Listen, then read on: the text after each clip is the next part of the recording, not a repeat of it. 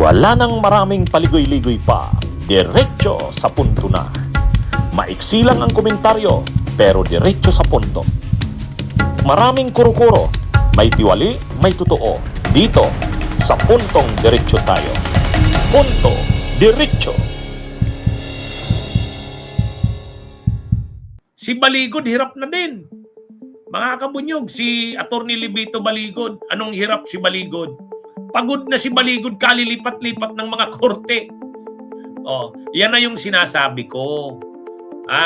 Ang sabi ko, di ba, magiging sakit ng ulo ni Atty. Libito Baligod kasi ang kinaso sa mga tao niya na Malita Boys, ilan na lang bang natira ngayon? 14 na lang. Kinasuhan ng perjury saka cyber libel. Ang problema kasi ng perjury saka cyber libel, ang nagpipili diyan kung saan siya magpa-file ng kaso, yung nabiktima. Oh, halimbawa, si Trillanes. Oh, 'di ba? Sabi kasi nung mga tao ni Baligod sa ni Mike Defensor, yung Malita Boys, nag-deliver daw sila ng mali-malitang pera saka mga paper bags na pera kay Trillanes. O, di kinasuhan sila ni Trillanes, perjury at saka cyber libel. Saan sinampa yon? Sa Las Piñas yata yon. Di ko alam kung saan sinampa ni Trillanes yon. Si Laila de Lima nagkaso rin. Hindi ko naman alam kung saan yon. Tapos yung si Bucor Director General Katapang, kinasuhan din sila. Hindi ko alam kung saan nagsampa ng kaso yon. Si dating Secretary Anyo, Eduardo Anyo, kinasuhan din sila. Kasi itong mga Malita Boys na ito, yung kanilang nung nagpi-press con sila, saka nag-a-appear sila doon sa mga patawag ni Marcolita at ni Cayetano, ang sinasabi nila, mga diniliberan daw nila ng mali-malitang pera, Trillanes, Beatrix Luistro, si Adjong, si Redon, si Benny Abante, pati si dating Congressman Ace Barbers. Kaya anong ginawa nila? Si Ace Barbers nagsampa ng kaso doon sa Surigao City. Si Congressman Adjong nagsampa doon sa Marawi kasi taga-Lanao siya. Di palipat-lipat ngayon ng biyahe itong mga Malita Boys na to. Pag may hearing doon sa Marawi, punta sila doon, grupo sila, ang laking gastos. Punta na naman sila ng Surigao City, punta na naman sila ng Las Piñas. Kaya sabi ni Atty. Baligod, grabe naman daw ang ginawa sa kanyang mga tao, itong sa Malita Boys niya, kasi pinahirapan daw kung saan-saan ang mga kaso. Ay, kagagawan nyo yan eh. Kagagawan nyo yan eh. Yan. Sino ang promotor niyan? Si Mike Defensor. Disisihin nyo si Mike Defensor. Nakakaramdam na ngayon ng hirap itong mga Malita Boys sa kasi Atty. Baligod. Kasi nga, ang mga kaso ng cyber libel ay nakasampa kung saan yung nagreklamo. Ang ginawa pa naman ng mga nagreklamo, hindi sa Metro Manila. Si dating Congressman Ace Barbers, taga Surigao City, doon niya pinail yung kaso. Si Congressman Adjong, taga Marawi, di doon niya pinail yung kaso. Kaya ngayon, yung grupo na yan ng mga Malita Boys, biyahe sila ng biyahe kung saan-saan. Pagod na sila niya. Kahit siguro si Mike Defensor, iwan ko kung ginagastusan pa sila. Siyempre, nakakaramdam na rin yan.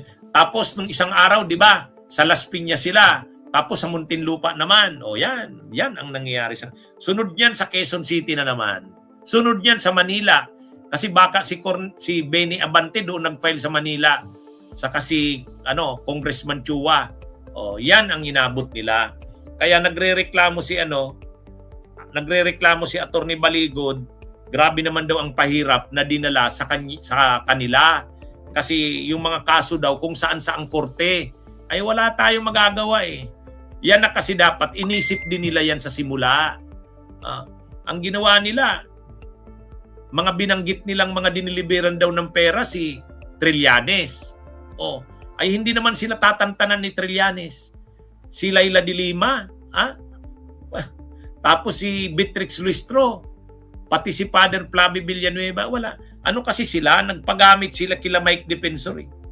Di ngayon, nakakaramdam na sila ng hirap sa grabing pagod nila. Hindi pa yan. ang nangyayari ngayon, piyansa pa lang yan, nagpapiyansa pa lang sila. Pag nagsimula ang hearing, ano yan, pabalik-balik na naman sila sa mga lugar na yan. O, ano yan, pabalik-balik. Yung pagpunta nila doon ngayon, halimbawa doon sa Las Piñas, saka sa Muntinlupa, pagpiyansa pa yun. Pagkatapos nilang magpiyansa niyan, mag-a-arraignment na yan. Sumunod yan, magsisimula na ang trial. Di ba? Dahil nakapiyansa ka, obligado kang mag-appear lagi kasi nakapiyansa ka lang eh. Di ba? O yan mga kabunyog, mga kababayan, yan ang nagiging problema na nila ngayon. Kaya sa totoo lang, nakakulong si Mike Defensor, nakakulong si Marcoleta, nahihirapan na yung mga Malita boys. O yan. Yan ang nakuha nila. Di ba? Yan ang nakuha nila.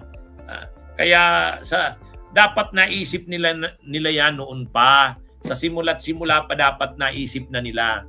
Ay wala eh. Noon, sunod sila ng sunod kay Marcoleta. Kung anong sabihin ni Marcoleta sa kani Mike Defensor, sunod na sunod sila. O diyan, anong nangyari? O lahat sila ngayon may problema. Nakakulong si Marcoleta, nakakulong si Mike Defensor, tapos may mga kaso sila sa iba-iba pa naman na lugar. At mauubos ang isang taon nila, biyahe lang sila ng biyahe. Biyahe lang sila ng biyahe. Halimbawa, tumagal yan ng 2 taon ang hearing. Ang problema dyan, hindi lang isang kaso nila eh. Bawat tao na binanggit nila, na dinilibera nila ng maleta, kinaso sila. Si dating Congressman Ace Barbers ng Surigao, si Congressman Adyong, si Congressman Ridon, si Beatrix Listro, Trillanes, Laila de Lima, baka si Congressman Alvarez, baka magkaso pa doon sa Palawan. O di ba biyahe na naman sila niyan sa Palawan? Mga kabunyo, mauubos yung isang taon nila, pabiyahe-biyahe lang. Yan yung nangyari diyan. Kaya nung una parang mayayabang sila, mayabang si Mike Defensor, mayabang si Marcoleta, mayabang yung Malita boys, o nasaan na ngayon yung yabang? Yan ang problema. 'Di ba? Mga kabunyog, mga kababayan. Kaya yan na yun. Yan na yung nangyayari diyan ngayon. Si Attorney Baligod ini-interview, sabi niya, bakit naman nangyari? Grabe naman to, pinahirapan naman kami kung saan-saan na daw silang korte may kaso eh. Eh ganyan talaga, abogado siya, alam niya naman yan. Saan ba pinafile ang cyber libel? Ay depende yan doon sa nabiktima. kung taga saan siya, gusto niya doon niya i-file.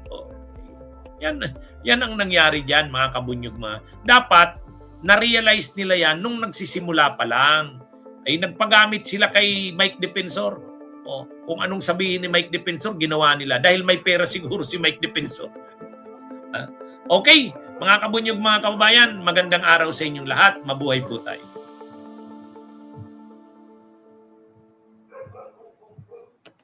Bunyog, bunyog, halikan na kasama ka.